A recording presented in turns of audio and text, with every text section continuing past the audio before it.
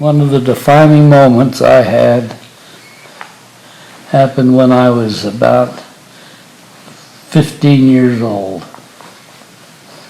In our ward, which geographically covered about 2 or 3 square blocks, your neighbor could well be your Sunday school teacher, your priesthood leader.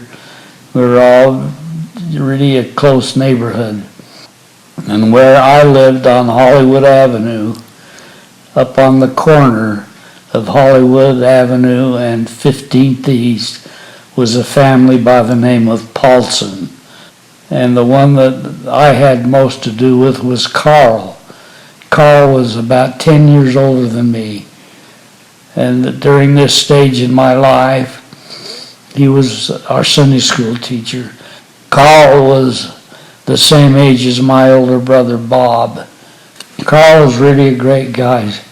Person at the time, I didn't recognize it, but as I look back, he was a role model.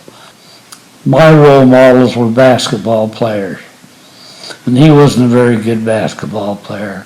He was a handsome man. He went on later on, got married in life, and I think he had something like 12 children.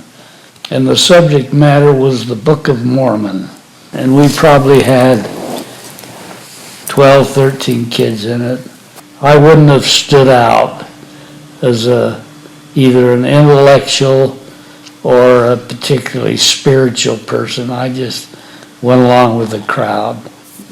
But fortunately, for some reason, as Karl would teach the class, one time he challenged us. He said, "You kids ought to read the Book of Mormon, and you ought to pray, and if you do, Heavenly Father will reveal to you that it's true." For some unknown reason, I took him up on that.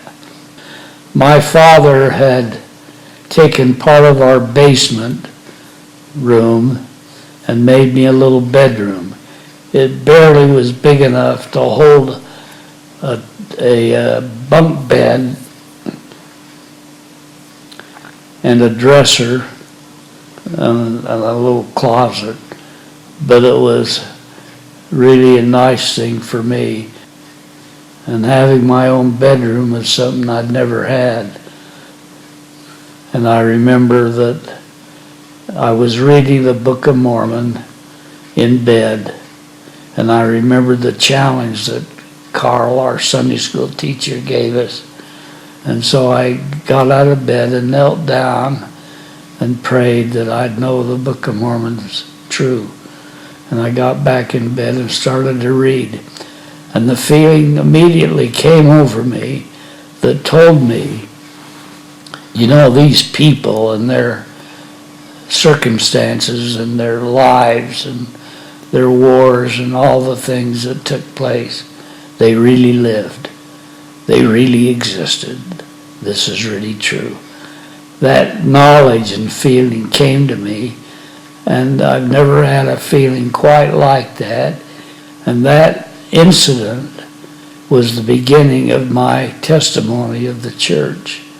I don't think I ever told Karl that, but I wish I had looked Karl up and met him and thanked him for that experience that I had. He was instrumental in beginning to build my testimony.